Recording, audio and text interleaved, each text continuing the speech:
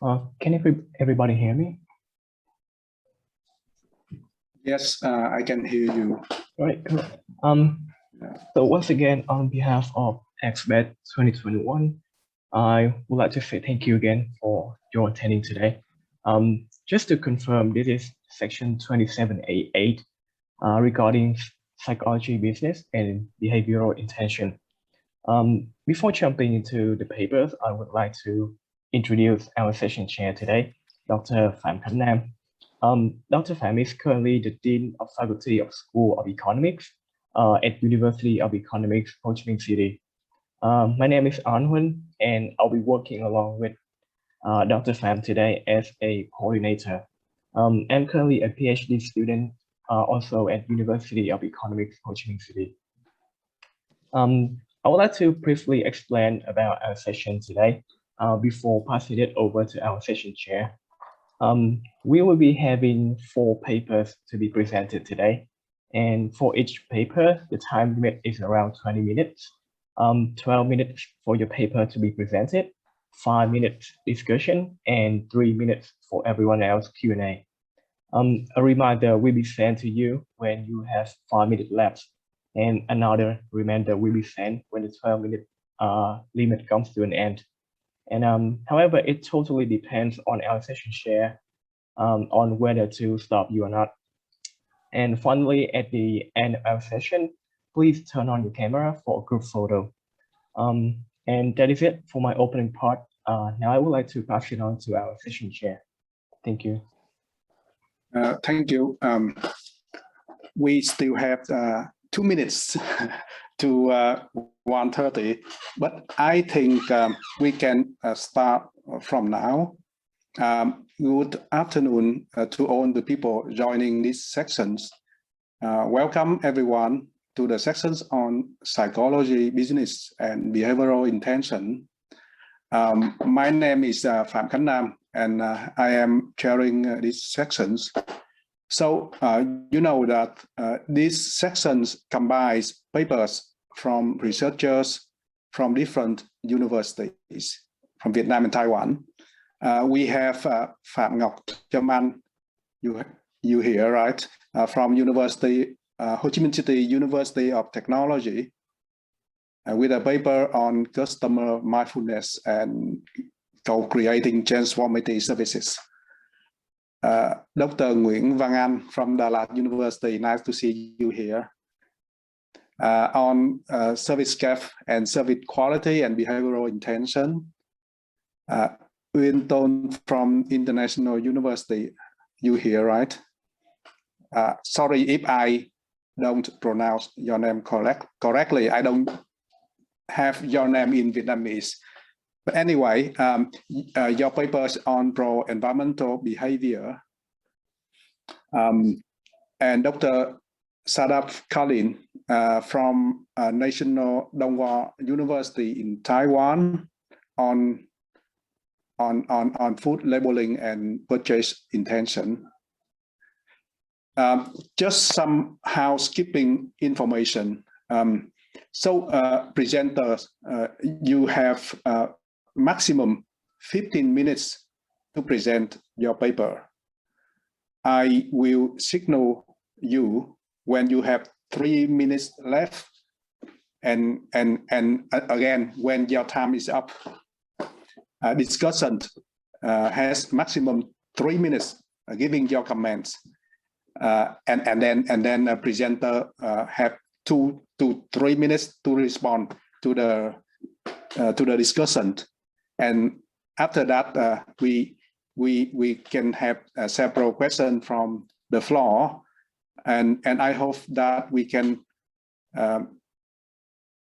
all finish on time. And at the end, if we still have time, I will open up floor for comments and questions from the audience.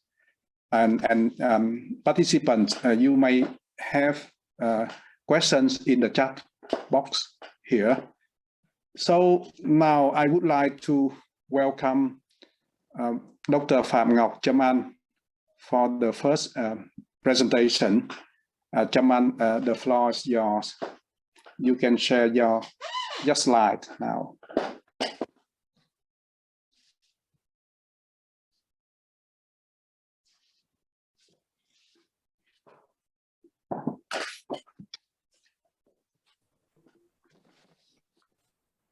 Okay, thank you.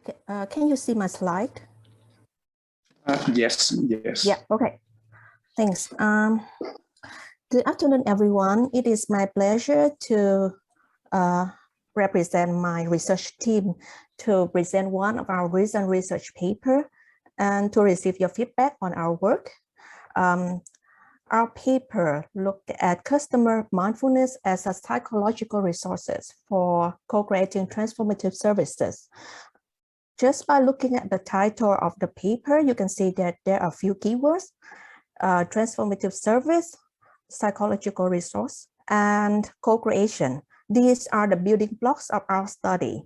And I'm going to go through these building blocks one by one. The first building block of our study is transformative service research.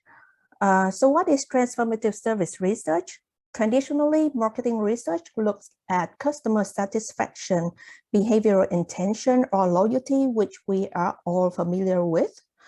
But transformative service researchers recommend that we should broaden our outcome variables. We should look beyond these traditional focus and try to see how service can create improvements in human life.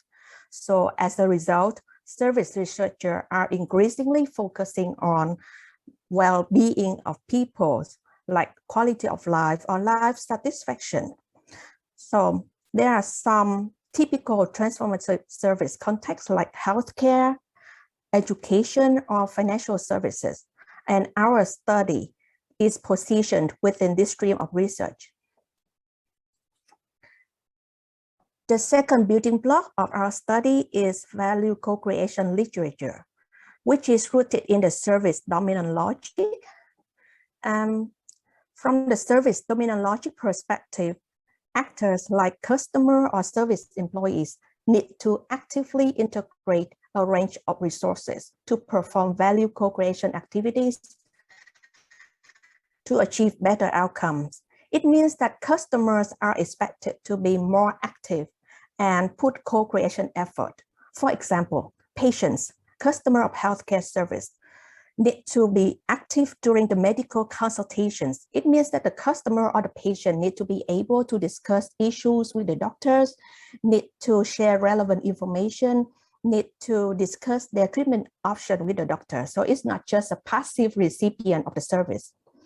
Another example, students. Students are customer of education service, and students are expected to be active and take part in in-class discussion, in the communications with lecturers and peers, and to follow the lecturer's instruction in order to get the best value from the service. So we know that from the service dominant logic perspective, customers are expected to be active. However, not all customers can be that active, and researchers have tried to understand why this is the case, why some customers are very active, why the others are just really passive and just put limited amount of effort in co-creation. And this phenomenon can be explained through different perspectives. And our study looked at the roles of customer resources, because the literature suggests that customer resource can help customer perform value co-creation activities to achieve better outcome, to enhance their well-being. So, for example, if the customer have a high level of skill and expertise, or if they are confident, they are more likely to put more effort. So that's the reason. And a wide range of resources have been examined in the literature. And our study focused on psychological resources. Particularly, we look at the role of customer mindfulness, because this type of resource has just received limited attention so far in the literature. And this led to our first research objective, which is to examine the impact of customer mindfulness on their co-creation effort.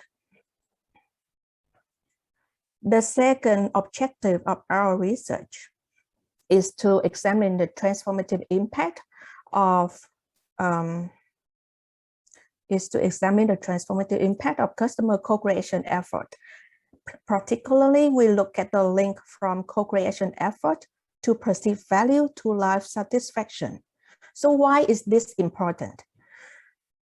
Empirical investigation to date only look at the direct link between effort and life satisfaction only.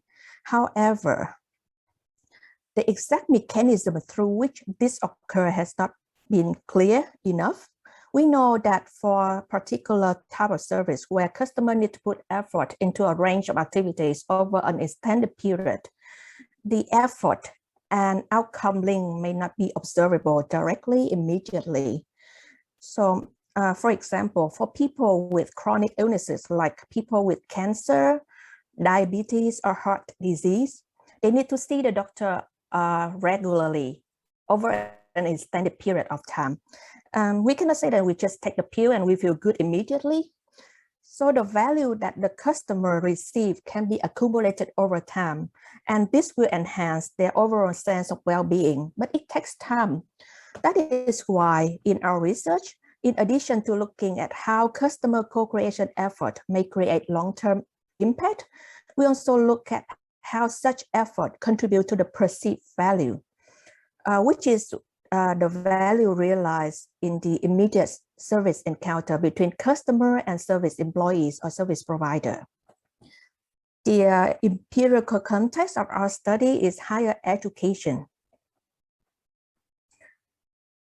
Now I'm going to go through the definition and operationalization of the key construct of our research model, just to make sure that we are on the same page. The first construct of our model is mindfulness. Mindfulness is defined as a person's state of being aware of what is taking place in the present. It relates to the conscious attention to the moment-to-moment experience, and mindfulness can be considered as a positive psychological resource. The second concept is customer co-creation effort. We know that customers need to actively integrate a range of resources through activities and interaction with collaborators in their service network in order to co-create value.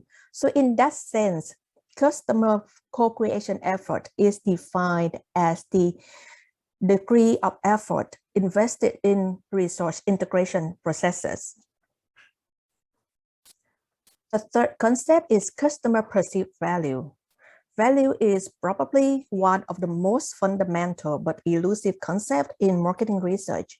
And in our study, we define customer perceived value as the extent to which customers believe that they are better off or worse off through service experience. Following Sweeney and Suter 2001, we examined 3 dimensions of customer perceived value, including social value, emotional value, and functional value. And the last piece of our model, life satisfaction. Life satisfaction is a cognitive representation of the individual state of well-being. And we chose to address well-being from the hedonic perspective. It means that people will experience happiness when they have positive emotion and satisfaction with their life. So putting everything together, this is our research model, including 4 hypotheses. We propose that a customer level of mindfulness influences the effort he or she contributes to the service co-creation process, as well as to the perceived value from service interaction. In service contexts that require customers to perform difficult tasks over a long period of time, mindfulness can be considered as a buffering mechanism, and mindfulness can help reduce emotional exhaustion, enhance customer capacity to self-regulate, to sustain effort, to help them become more engaged in the task, to stay focused. And consequently, we expect customers to put more co-creation effort. This is hypothesis number 1. We also expect mindfulness to have a positive impact on customer perception of value. Mindful customers are able to make more informed judgment of the service, have better ability to reduce negative moods, or are more likely to have positive attitudes and feeling toward the service or service provider. As a result, they may evaluate the service quality and service experience more favorably, which will enhance their perception of service value. This is hypothesis number 2. Customer effort is expected to contribute to perceived value in hypothesis number 3. There are 3 main arguments for this relationship. First, when putting more effort, customers are contributing more resources, and the literature suggests that resource contribution lead to improved value. Second, once putting effort, customers tend to have better evaluations of the outcome, just to justify the effort spent. And finally, putting effort may induce a range of positive feeling like a sense of competence, task mastery, or enjoyment. And all of these will reinforce perceived value. And the last hypothesis— Sorry, Chairman, I think you need to speed up. That's okay. I just have a few slides to go through. And the last hypothesis, service value can be cumulative over time and subsequently contribute to well-being or life satisfaction in this case.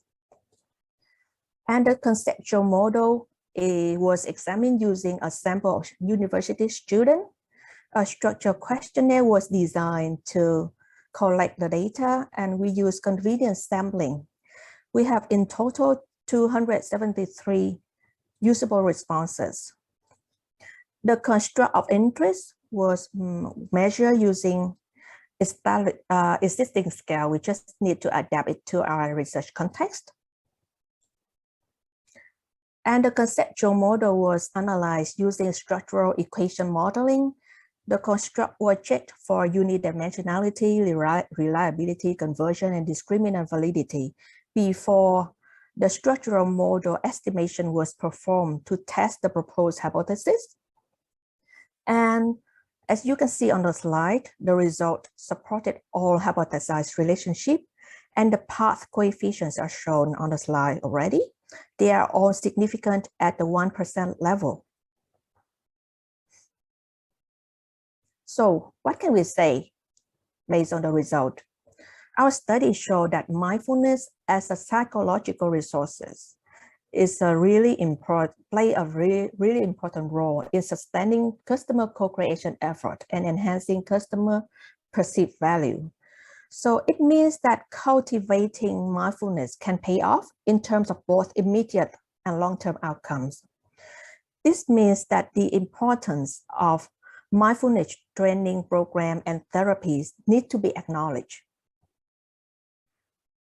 Our study also illustrates that customer co-creation creates transformative impacts. It means that co-creation effort help enhance the immediate value outcome. And this immediate value outcome can then be accumulated over time and diffused to improve the customer overall satisfaction with life. And this is where the transformative impact comes from. To sum up, our study contributes to the transformative service research and value co-creation literature. Even though our study offers some meaningful insight, it has some limitation that can be addressed in future research. First, the study is confined within one context, which is education. So replications to other contexts can provide useful insight and enhance the generalizability of the result. Second, prior research has suggested that customer value co-creation activities can be broken down into different categories like mandatory or voluntary activities. So future research may adopt this more nuanced categorization in operationalizing customer value co-creation effort, just to examine the respective contributions of the resources on each type of activities. So that's our study. Thank you for listening, and I'm happy to answer any question that you may have or any feedback that you have to further improve our work. Thank you.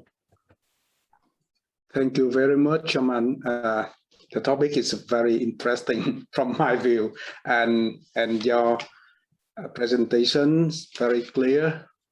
And now I would like to invite Dr. Van Anh. You are discussing of this paper. You want to share the screen or just giving your comment directly? I think you can. You have to unmute.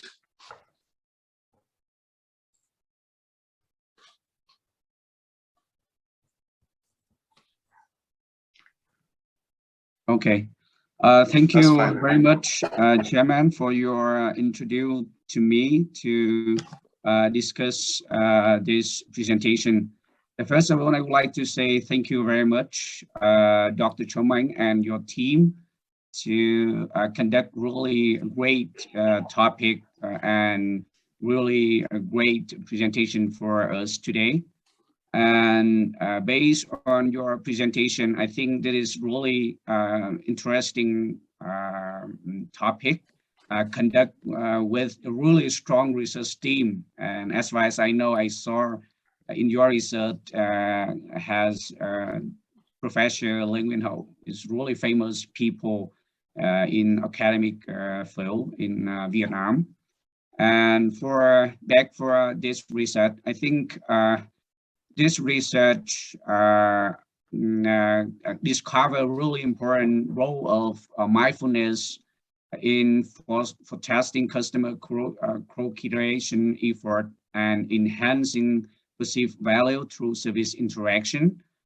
And the second, this research address a gap in transformative service research by examining mechanism through which customer co-creation effort has transformational impact on their life.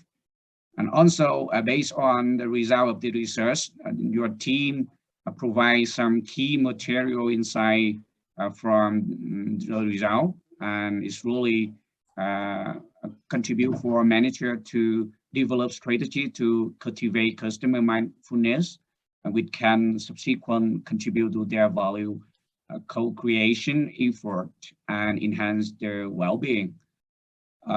This research conducted by using really a good method by using LCM equation technique to analyze the hypothesis, and then you give some interesting finding. So I think it's really good research, and your finding contribute a lot for theory, also for implication for managers in service industry. I just have one concern about the data, because this research you collect the data from student in your university. So if you can, I think is really this research can create more generalization if you can collect the data from the other university or the other service in the other service also. And also there are some minor error. For example, in average in the table 1, we can see the average variance is tracked. You saw here it's just below 0.5, but in your paper you still say on the hypothesis, on the construct has average AVE above 0.5 threshold. So I think you should revise that minor. That is some my opinion, and once again I would like to say thank you very much for ACBES 2021, and thank you for your great presentation, and thank you for your team bring really interesting paper for us. Thank you very much. Thank you, Dr. Van An, for your suggestion on how we can move our research forward. I just want to clarify a few things. First, actually, the data were collected from multiple universities, not just from our own university, not just from Ho Chi Minh City University or Technology. But I really appreciate your recommendation to expand the scope of our study and include all the service contexts. That would be an interesting research direction, because for different service contexts, then probably the relationship may be a little bit different because there will be some unique characteristic of different industry. So we may need to expand that in the future research. And the last thing was the ABE score. We recognize that the ABE score were marginally just below 0.5. Actually, we record it as 0.49. So it marginally meet the requirements. That's yeah, we acknowledge that. Thank you very much. Thank you. Thank you. Now we have time for one question from the audience. Anyone who want to raise a comment and question, or you want to leave it at the end? I enjoy reading your paper myself, and I am curious about how you measure mindfulness. For me, this is still like a black box. Actually, we did include the measurement scale at the end of our paper. Yeah. I'm going to share the screen again, just to make sure that everyone understands what I'm trying to say. Okay, this is how we measure mindfulness. We use multiple scale items. I know that this is quite abstract. Yeah. Yeah.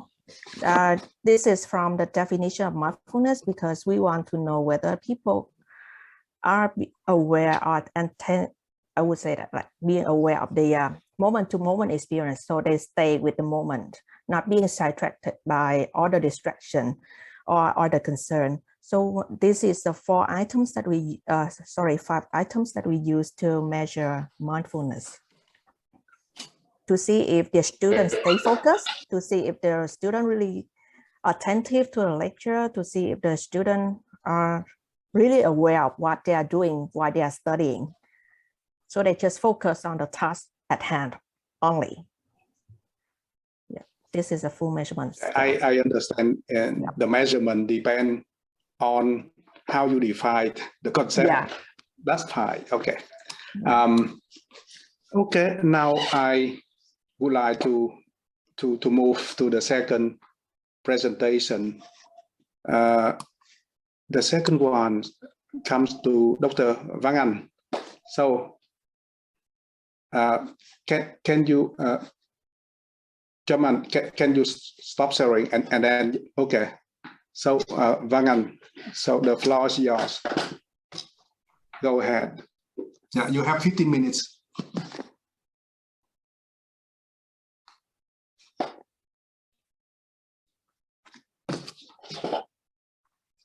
Okay. Good afternoon, everyone. Thank you very much, Chairperson, for your kind word of introduction. It is my pleasure to be here to share with you some interesting about service ACBES in the coffee shop context in Vietnam market. And my presentation was divided into 5 parts.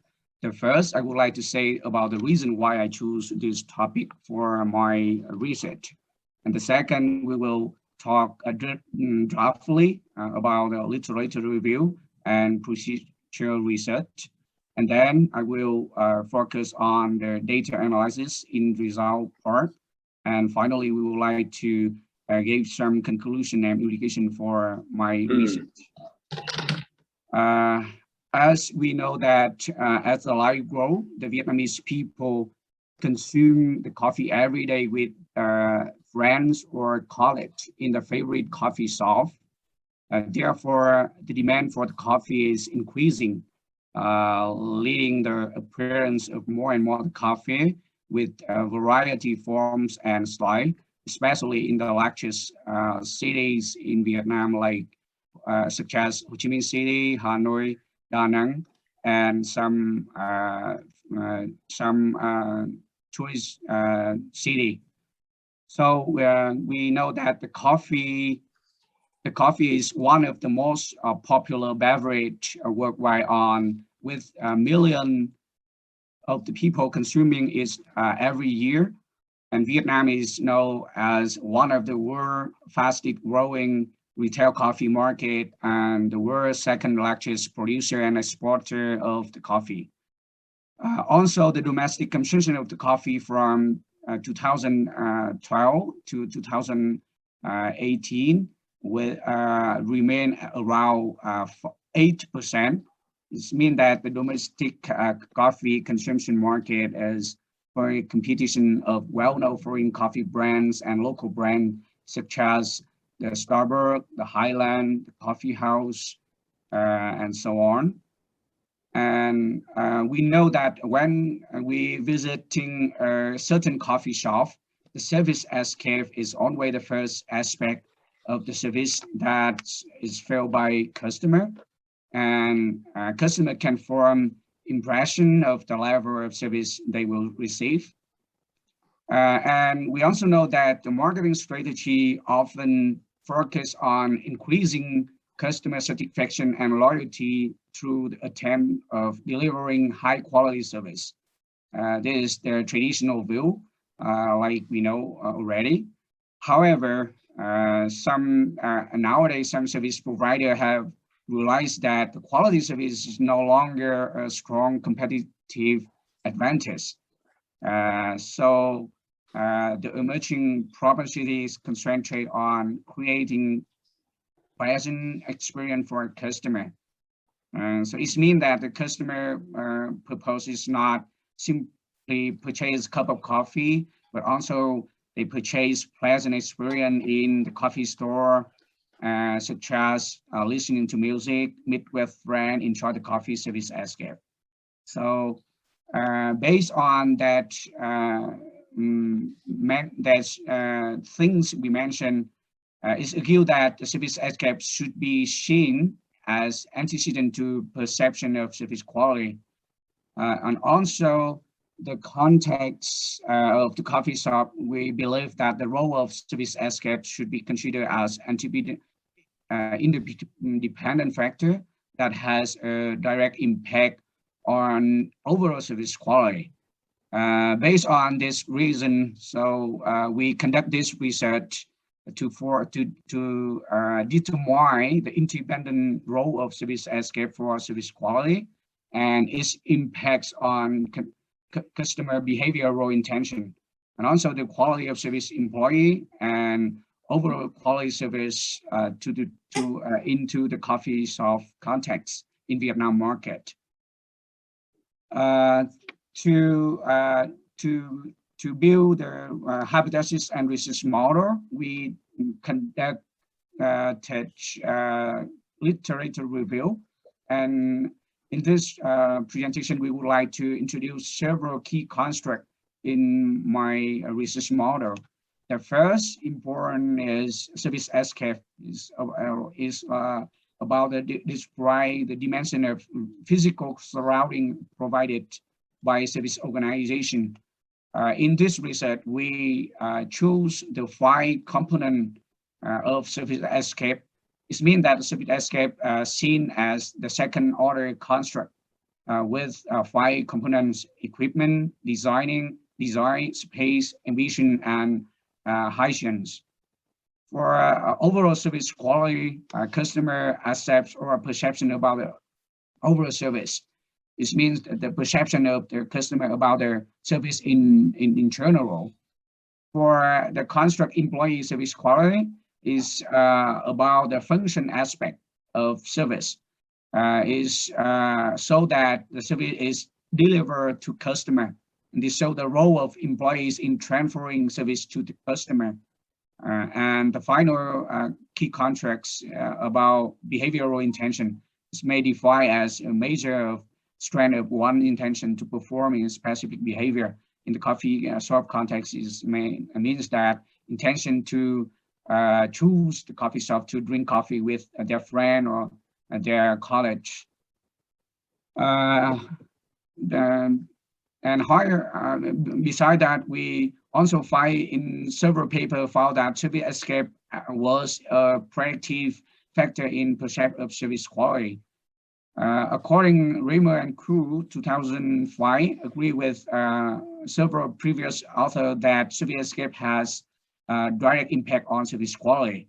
Therefore, we believe that there must difference between these two concepts.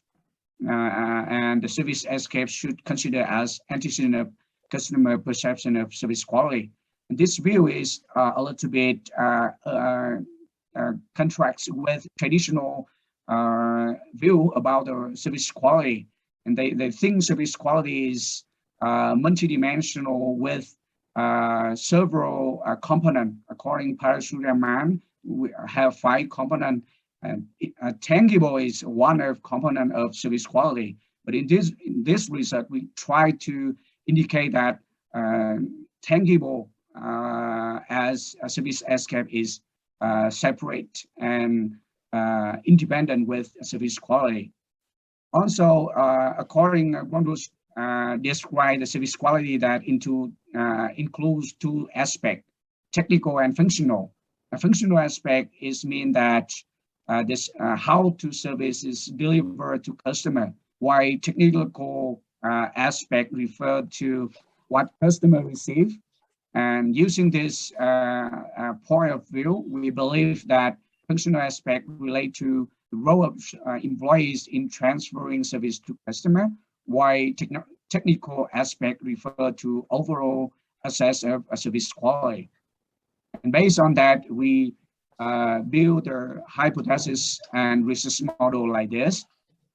And as we can see here, we have the 5 hypotheses with hypothesis 1, service escape, with second order concept with 5 component has positive impact on employee service quality, on overall service quality and behavioral intention.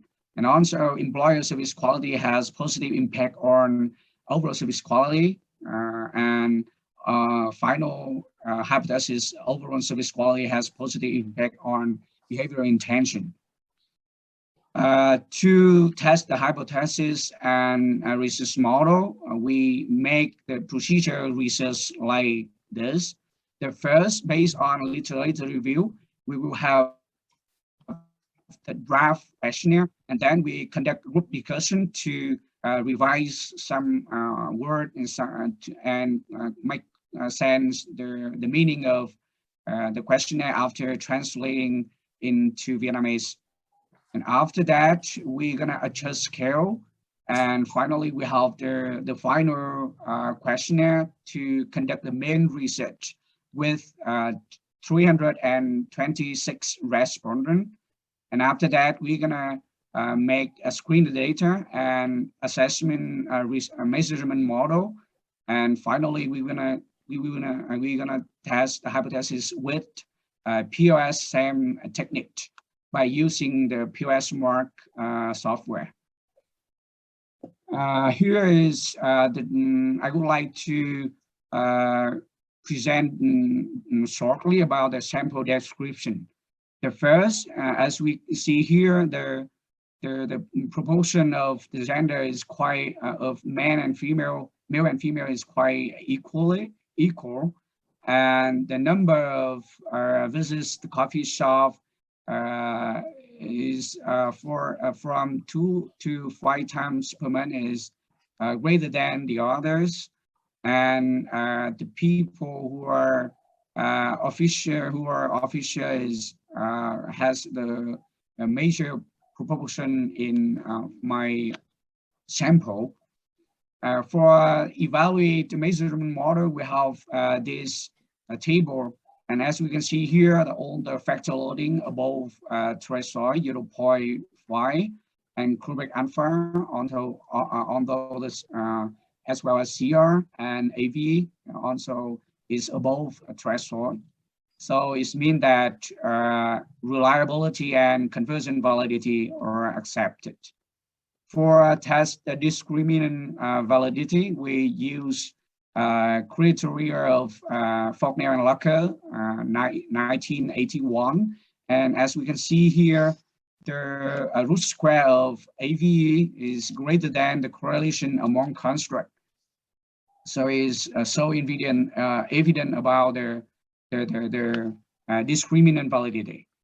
So after that, we test the hypothesis in our research model, and we can see here all the path coefficient has the p-value lower than 0.5. So it means that all the hypotheses are accepted. And based on this result, we gave some conclusion. The first, service escape is multi-dimensional concept with 5 components: design, ambience, hygiene, space, and equipment. The second, this result demonstrates that the independent role of service escape toward overall service quality, and its impact is direct and meaningful as antecedent of service quality. The third conclusion is service escape and employee service quality both have the positive impact on several quality, and overall service quality has positive impact on behavioral intention. And service escape also has direct impact on behavior intention. And based on this conclusion, we provide some implication for a manager. The first, the manager need to be aware of impact of service escape as a marketing tool because it's independent role with service quality. Therefore, the manager needs consider important tangible factor as strategy goal, and consumer find that the quality of service quality is in term the intangible factors such as a service provided by employees, as well as physical evidence or service escape. Tangible have direct impact on perception overall service quality. So therefore, to provide a customer with the best service quality experience.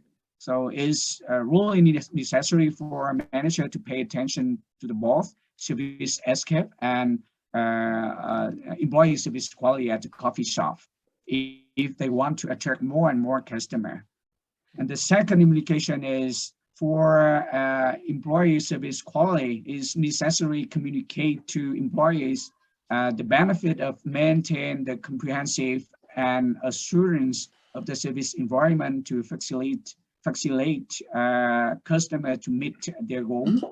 And the final implication is overall service quality always play decide the role in positive review of customer when they use products and service at the coffee shop. Therefore, it is necessary to implement the policy that all service or products in the coffee shop ensure the quality and always meet the need of the customer.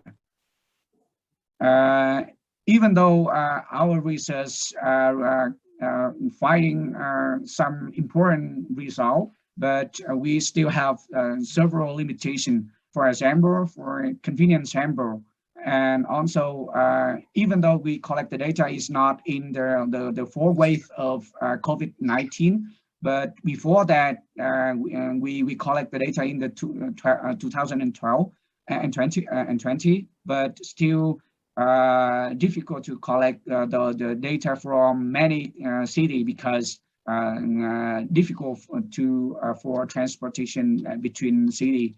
And also, we need to generalize this result into the other service, such as restaurant, wholesale, or the other retail service, and so on. And that is all for my presentation today.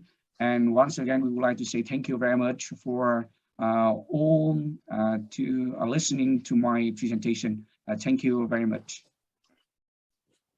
Thank you very much, Dr. Vang Anh from Đà Lạt University. So, understandably, naturally, you do a research with coffee. Okay, now I would like to invite Dr. Nguyễn from International University. Ms. Nguyễn, you have 3 minutes for your comment. Good afternoon, Dr. An. Thank you for your very interesting and valuable presentation. And for your paper, it is very well written, very cohesive, and you did make very clear theoretical implications as well as the practical implications. So as I can see from the sample collected in your research, you actually have concentration on just mid-range prices. Coffee brands, like you just choose Starbucks and Phúc Long and also the coffee house. You did try to diversify by collecting both local and foreign brands, but I can see that you just focus on the mid-range to premium coffee brands. So I would really appreciate if you can have more clarification why you have emphasis on these coffee brands, because you know the coffee market of Vietnam, because you have other local brands as well, but they are not really highly priced. And if you can have further suggestions, if we can apply your model to those lower priced coffee brands, because when you have lower price, you don't necessarily focus on hygiene, most like other premium brands, or maybe decoration. So I would appreciate if you can clarify more on that. Okay, thank you very much for your interesting comment for my research. Actually, when we conduct this research, we try to focus on the service escape. So if we choose the lower price a coffee shop, is a little bit difficult to clear about this. So and so we try to conduct this research in some brand.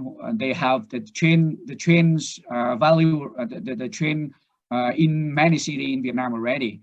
So that reason why we choose the high price brand. But your comment is really interesting. Maybe in the next research, we will try to make a new research for the low price coffee shop in Vietnam. So I think it's really interesting topic, and we hope that we're gonna conduct that research after we can control the COVID-19. Thank you very much. Thank you for your answer. Thank you. Thank you, Dr. Vang Anh. Any questions, comments from the audience?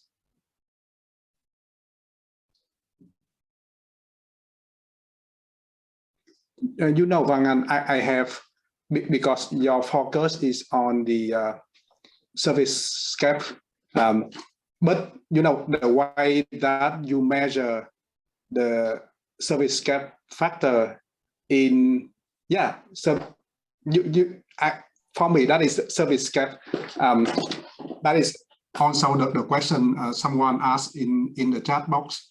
You measure, the measurement is the perception of the respondent on the equipment, right? On the design, on the hygiene. Everything is the perception in the mind, in the brain of respondent, not the real equipment, not the real design. So someone who go to the cheap coffee shop, like Nguyễn just say, they might have the perception similar to those who go to the high-end coffee shop. not depending on the real one. So how you give recommendation for the coffee shop owners to change the service scape?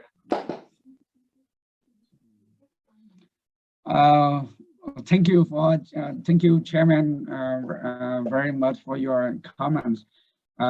Actually, to reduce the bias by your comment, we on the questionnaire we try to ask the respondent remember about the coffee shop you visited recently, the most recently. And based on that coffee shop you visit recently, and please provide your feeling and remember about that brand to provide this agree or disagree in our questionnaire. But your comment is also meaningful for us to how to measure inside exactly the mindset of the customer when they actually, and when they I know that if we have a strong feeling about this brand, we always think about this brand, even though when we make we answer the questionnaire, and even though we read the questionnaire that just remember about recently, but I understand that there's some bias, like you mentioned. So thank you. Yeah. Thank you. Now I think we need to move on to the third presentation. Ms. Nguyễn from National University. You can share your screen and start your presentation. And Dr. Kalin, you are discussing. Yes, go ahead. Good afternoon, doctors and distinguished guests. My name is Nguyễn, and I'm student from International University. And on the behalf of the authors of the paper, I would like to present to you our paper that is explaining factors influencing pro-environmental behaviors on self-identity and cost awareness. So a little bit about the background. So air pollution, water contamination, deforestation, like these are all evidence show that why we have to put much of our debate and attention to environmental issues in the last few years. And Vietnam, as a developing country, it also encounters alarming environment problems, especially in central cities like Ho Chi Minh, because it just experiences rapid rates of industrialization and urbanization. And yet it also faces insufficient awareness and education of the residents about these environmental issues. So regarding people's pro-environmental behaviors, previous research have suggested that how people behave pro-environmentally can be determined by two main sources of factors, that is the internal factors and the external factors. But however, when we deep more into the former studies, we see that most of the studies only investigate in matter, only one source of effect. So maybe there's one paper that investigate these behaviors from the moral standards of the person, and there are papers that just investigate their behaviors from under pressure of the organizational practices and social pressure.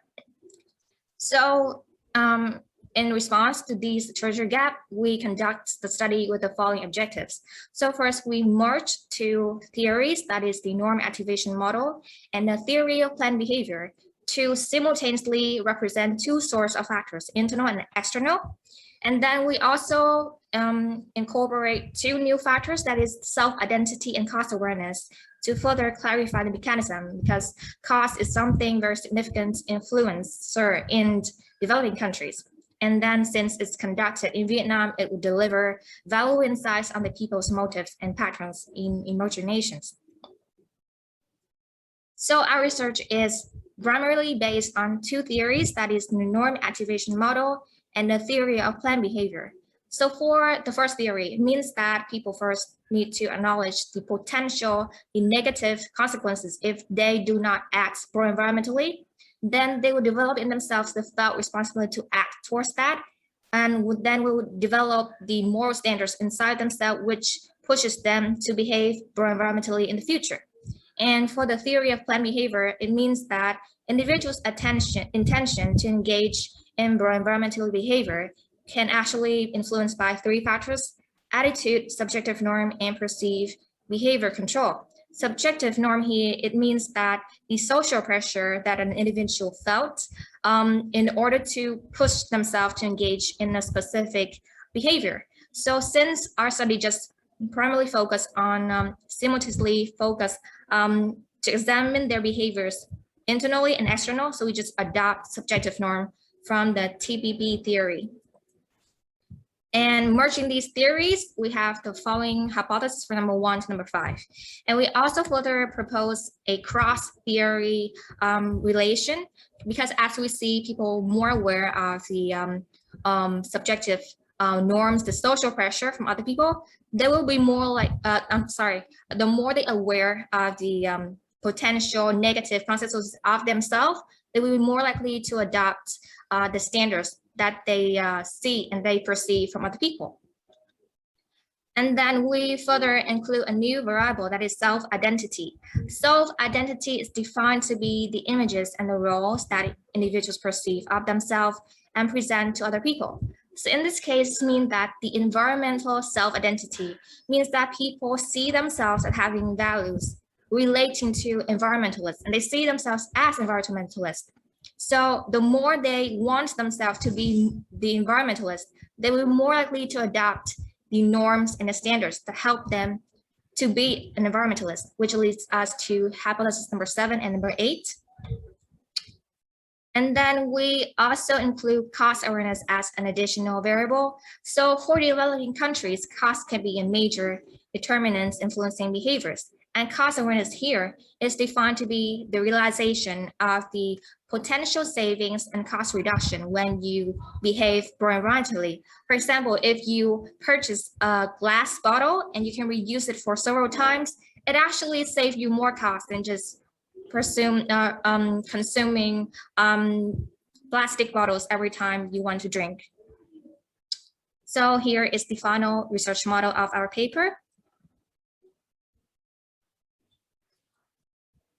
And our study uses quantitative approach along with survey method and outline questionnaire distribution from January to March 2021.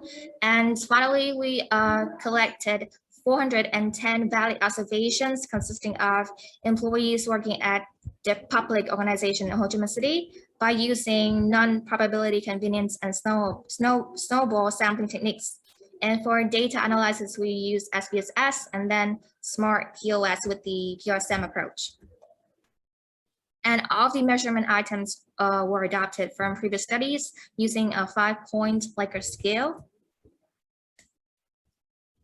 And here just a little bit information about the demographic profile of our respondents. And as you can see here, most of our respondents actually have very high education because 282 respondents have bachelor's degree, and there are more that have high degree, and they also have long years of working. And for the reliability and convergent validity, we use Cronbach-Alpha, composite reliability, and average variance extracted. All of these criterion are satisfied. And for the discriminant validity, we use 2 criteria, that is the Fornell-Lacker and the HTMT. So Fornell-Lacker, the bolded numbers diagonally, which are the square root of average variance extracted, is larger than others factors correlation coefficient with other variables. And the HTMT, it requires all of these values in the table is smaller than 0.9. So the criterion is also satisfied, which confirms the discriminant validity. And finally, for hypothesis testing, 8 out of 10 hypotheses were supported at significance of 5% significance level, with only 2 rejections of hypothesis number 9 and 10. And from the findings, we have the following discussion. So from hypothesis number 1 to number 3, which is consistent with the norm activation model, we can see that as people, they acknowledge about the potential negative impacts if they do not protect the environment, they will be more likely to have the sense of responsibility of preserving and improving their living environment. And then their individual standards will emerge as the personal norm, and which motivates them to behave pro-environmentally. And from the hypothesis number 4 and 5, which is also consistent with the TPP model, social pressure from the families, friends, colleagues, and any close individuals can actually place certain pressure on the person's decision and lifestyle choices towards pro-environmentally. And for hypothesis number 6, which is a cross theories relationship, it actually was supported, but it has a negative correlation between awareness of adverse consequences and subjective norm, which is different from previous research. So a possible explanation for this is that as the residents, they already know about the awareness of having an education, and they're conscious about the potential effects of the behavior. They do not necessarily feel the social pressure because they already know the potential consequences, and they already develop the standards within themselves. So they do not necessarily feel the social pressure from other people to force them to be environmentally friendly. And for hypothesis number 7 and 8, we can see that by presuming and desiring themselves as pro-environmentalists, they will be more likely to build standards within themselves as personal norm, and then they're also more likely to adopt the opinions from other people as subjective norm. And for hypothesis number 9 and 8, we can see that, which is far different from our projections and previous research. So why does cost not moderate this relationship between personal norm, subjective norm, and pro-environmental behavior intention? A possible explanation for this is that Vietnamese are actually have high level of collectivism. So they're just very concerned with how other people view themselves. So if it just slightly increase on not any possible reduction in price, and they more have emphasis on how people view them, the increase in price don't necessarily lessen the willingness. And also the fact that most of our respondents are actually very high education, highly educated. And so it is probable that they will have very fairly well-off living standards and have great education and awareness towards the environmental problems. So, which again comes to the conclusion that just a little difference in the purchasing price or potential savings in economic losses would not significantly lessen the willingness to pursue pro-environmental behaviors. So from these findings, we have the following practical implications. So first, we can see that personal norm does have a positive impact on enhancing this behavior. So we should enhance the personal norm by giving more education about the awareness, and in order to develop themselves the responsibility. And for the social norm, it is important that the government have monitoring mechanisms to enhance the social pressure, having active penalty. And all further with that, we should provide them more pro-environmental means like classified trash cans. And we also emphasize these social norms by having events, campaigns through social media platforms. And in order to enhance the self-identity as environmentalists, there should be establishment of environmental communities where there are values and there are examples that individuals can relate themselves to. And finally, for the costing, we can see that just a little increase in cost doesn't necessarily deter these people from behaving environmental. So we should have support and encouragement for firms to pursue the pro-environmental production and projects in the future.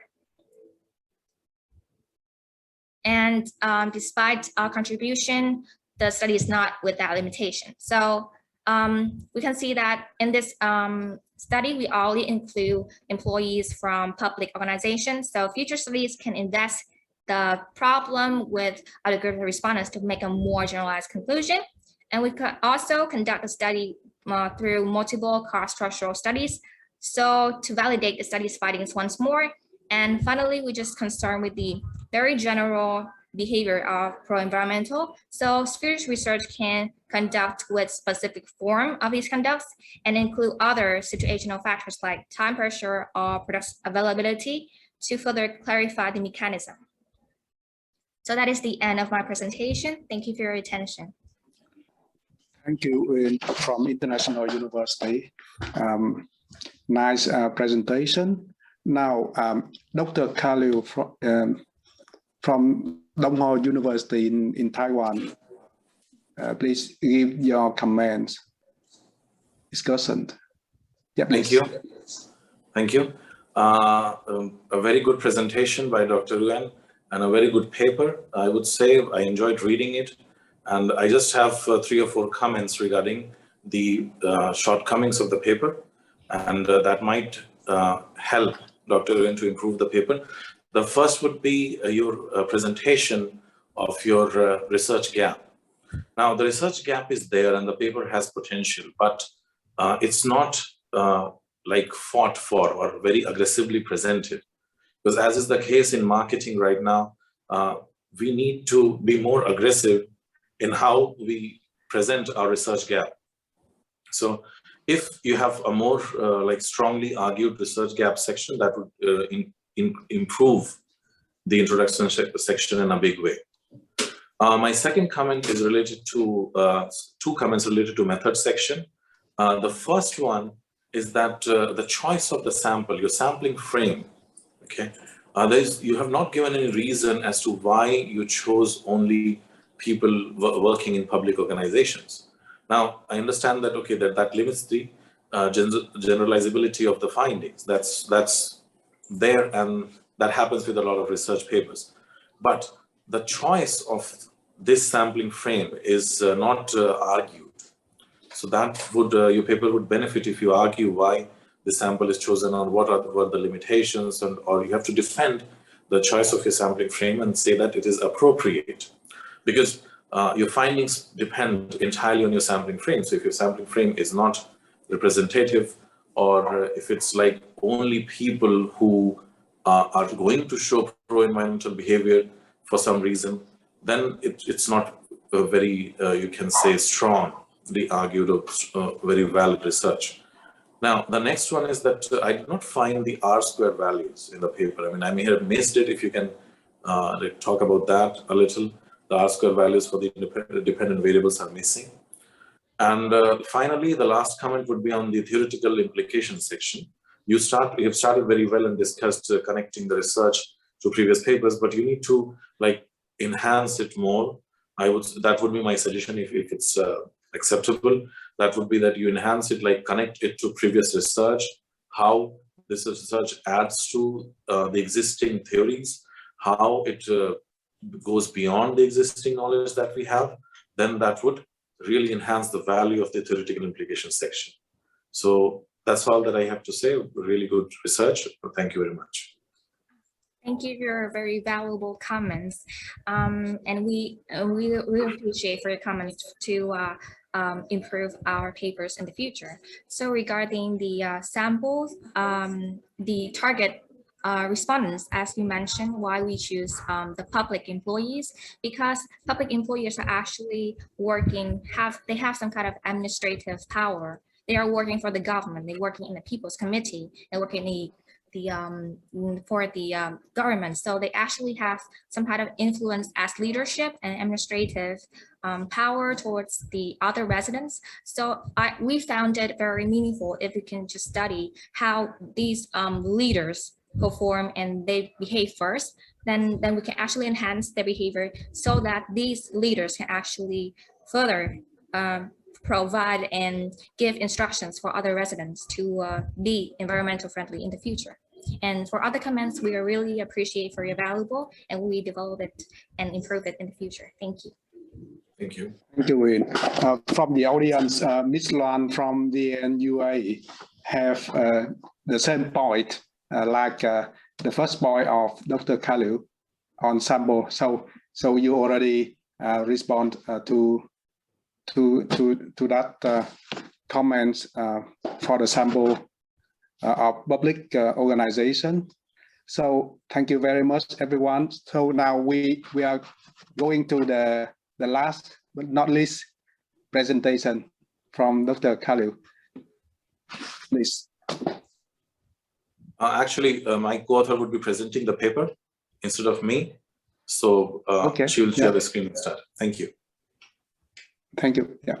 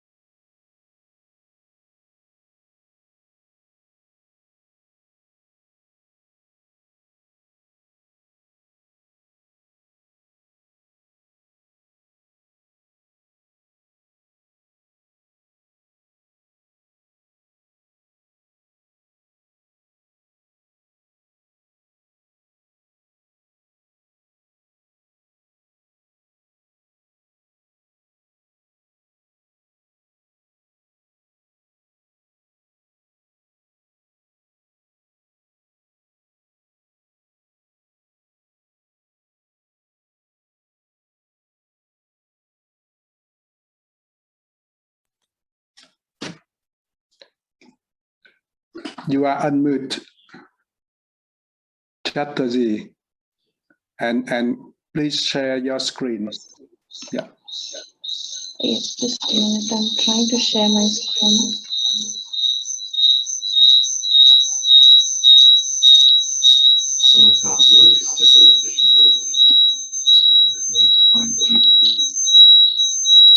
Second.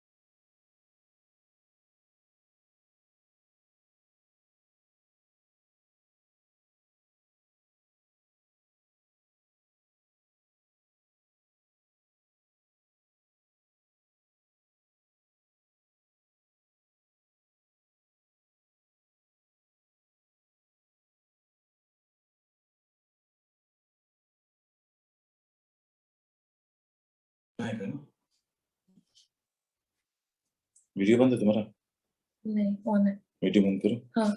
Share यहाँ तो है, share screen. अभी भी ठीक खोलो। Microphone on करो, इसको भी ऑन करो। हाँ, अब शेयर करो screen.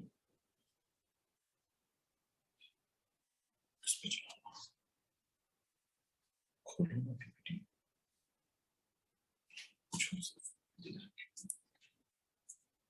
Is my screen visible to all?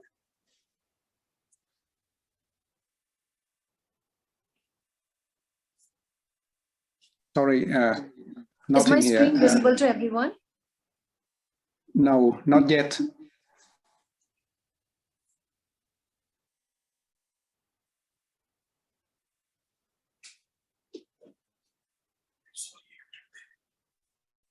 Sorry, I'm really sorry. There seems to be some technical problem. Please give me a minute. I'm trying to fix it.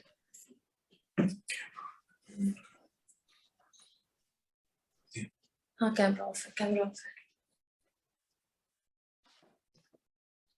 We still have time, so take your time.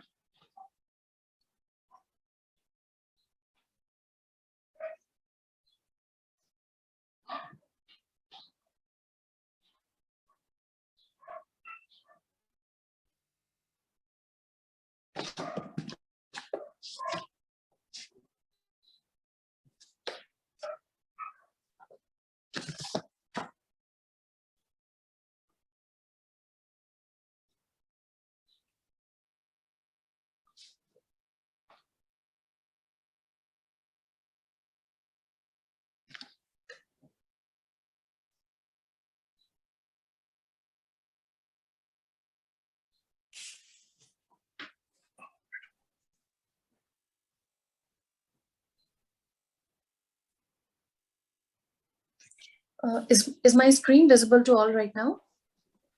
I can see your screen. Yeah. Okay. You can present now.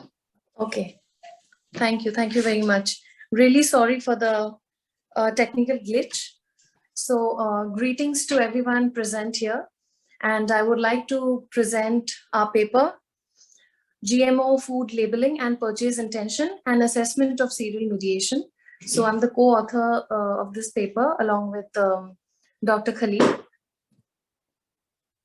Starting with the introduction of this paper. So GMF is genetically modified foods, or it is also known as bioengineered or genetic engineered foods in many contexts. So it is seen as a solution to feed the growing world's population and has been in discussion in many countries for quite some time now, almost over a decade.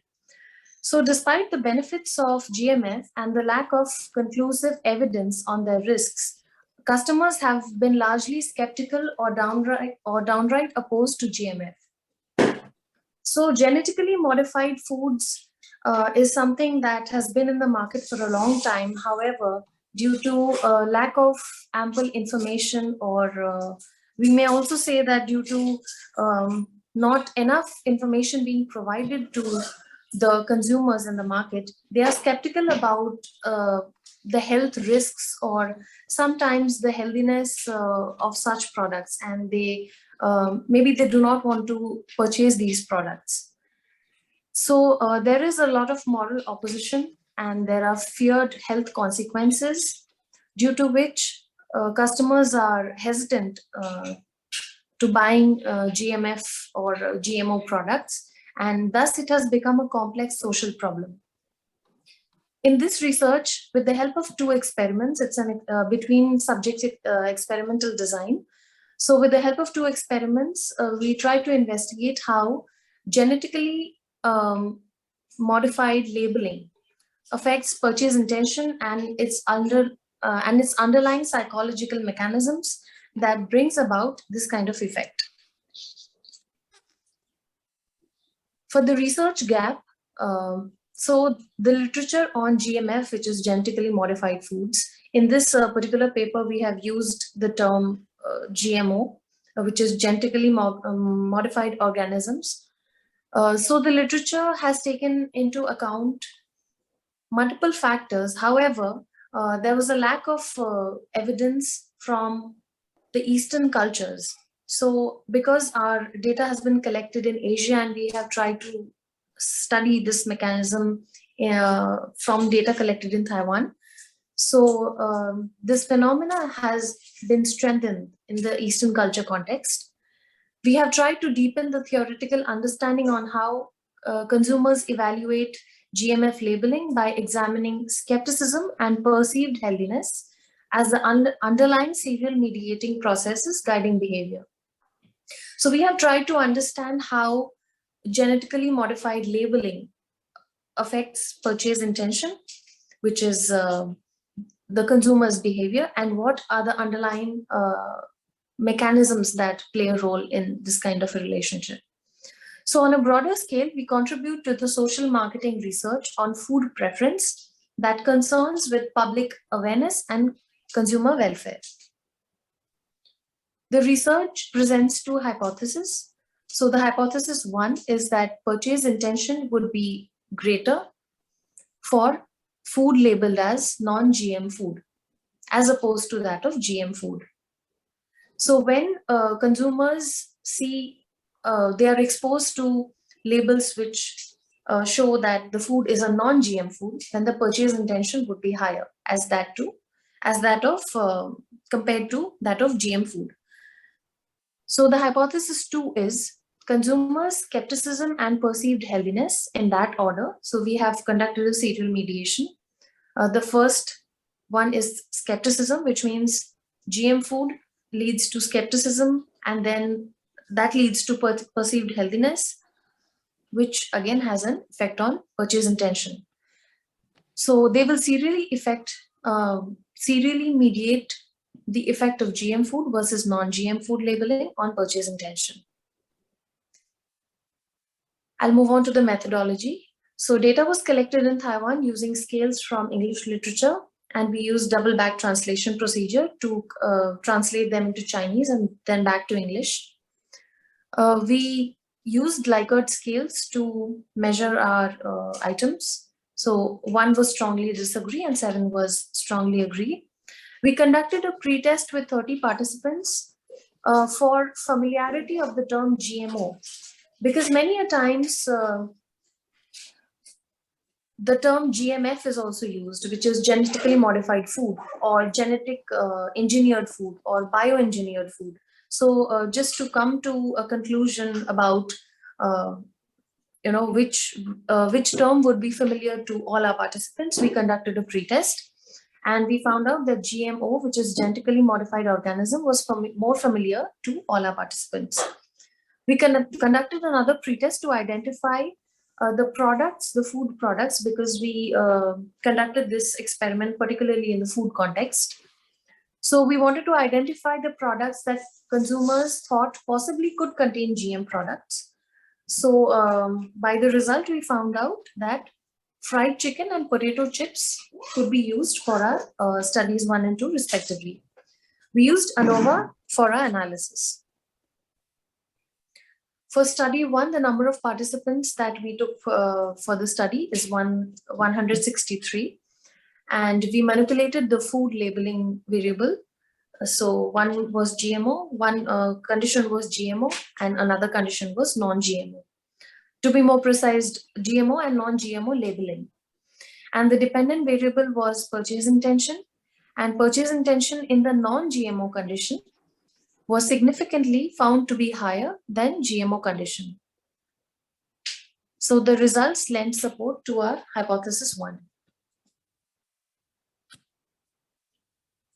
For our next study, we wanted to test our hypothesis 2, and the manipulated conditions were the same as study 1, which is GMO labeling and non-GMO labeling.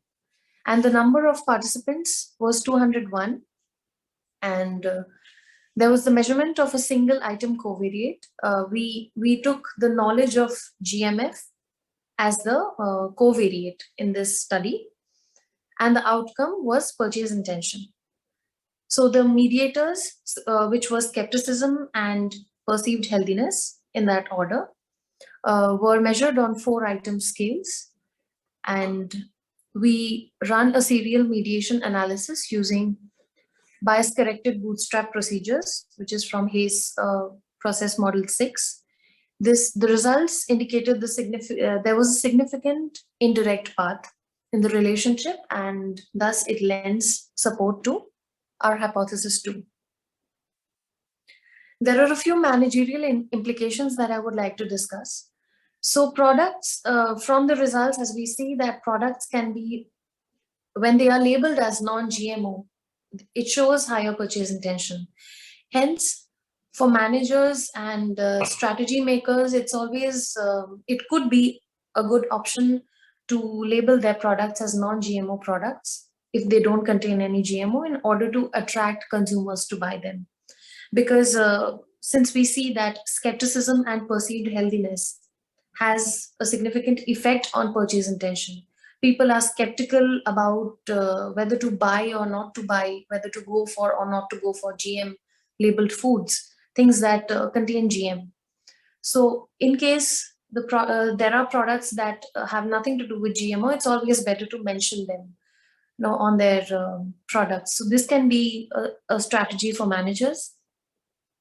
And GM labeling should focus on how to reduce the skepticism of consumers, maybe through some kind of message or some kind of advertising strategy that they can come up with, which can actually reduce the perception of fear that is there, due to lack of information or lack of knowledge about GMO products.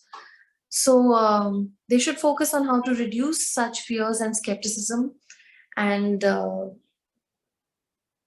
about the safety of these kind of food products, so that once they have more information, they might be willing to buy such products. So this would then increase the perceived healthiness of the food among consumers, and it could potentially lead to a higher purchase intention. There are a few future research directions. The first one is adding a detailed clarification on GMO-related food products. Here we have dichotomized into GMO and non-GMO. Future research can actually add more steps, or give a wider range of manipulate the independent variable, which is GMO labeling, in a wider way, so that this phenomena can be studied in greater detail. It's important to explore lesser industrialized economies and look to their consumption patterns and the underlying factors leading to their purchase choices. We have only considered Taiwan, which is apparently a highly industrialized economy. We would suggest future researchers to look into different economies and study their consumption patterns. How are they different from ours? So the interaction between GM labeling and message framing of benefit gained versus loss can be avoided. Also, differences along gender lines could be studied in future research. There might be instances where men and women may portray different kinds of consumption patterns when it comes to consuming genetically modified foods. So this can be an interesting observation in this kind of research. I've come to the end of my presentation. Thank you so much for your attention. Thank you, Bubali. Now I would like to invite Ms. Jaman for your comments, discussion. Okay, thank you very much for your presentation. I would like to commend the research team for studying an interesting topic. The study has some nice features that is the basis for making a contribution to the literature. First, it was conducted in an Eastern country where there has not been much research on the topic. Second, it covers the underlying mechanism through which GMF labeling influenced purchase intention. And finally, the authors conducted 2 empirical studies to address their research question, which I believe have some important managerial implications. But I would like to offer a few suggestions to get the best out of the manuscript. First, I think the author may consider including some established theoretical framework to strengthen the theoretical justification for the examined relationship.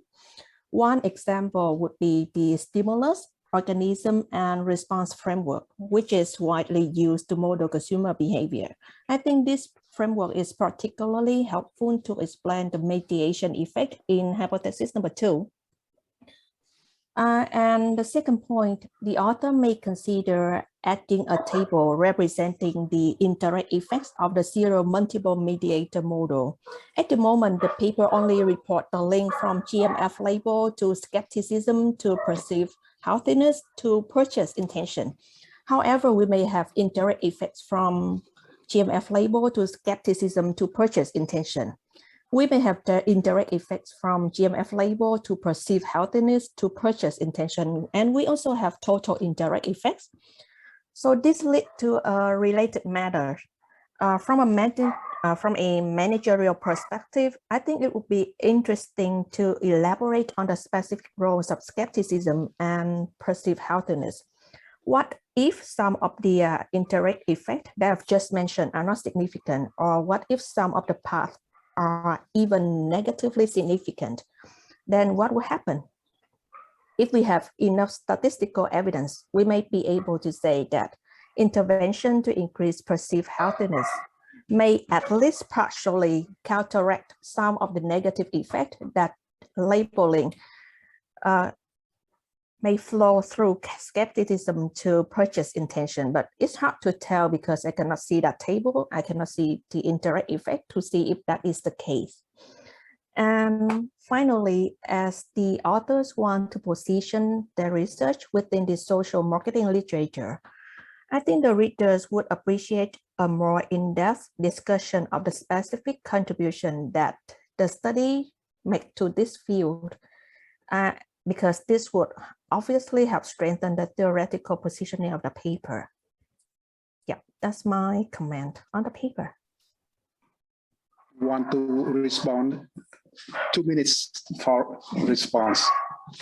Thank you so much for your valuable comments on this paper. I think our team will be it'll be really helpful to improve our manuscript and take it further. Thank you very much. It was really a very knowledgeable session today. Thank you. Thank you. I don't think we have time for more questions because we will be moved automatically to the main room in 3 minutes. I think we have come to the end of this wonderful sessions. Thank you very much all for contributors for putting this together. This was a great sessions. I would say a very coherent, and thanks to all of you for excellent presentations, comments, and questions too. This is a very good opportunity for us who is working on similar topic, right? And hope from this we will have more chances for joint work. Goodbye and see you soon in the plenary sections. Thank just you, one everyone. last thing. Bye-bye. Yeah, one thank last you thing. very much, the chairpersons. Can you please turn on your cameras for group photo, just for the organizer purpose? Yeah, just one last thing before we all leave.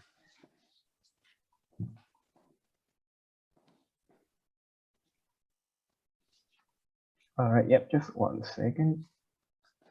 Yeah. Have a few more people.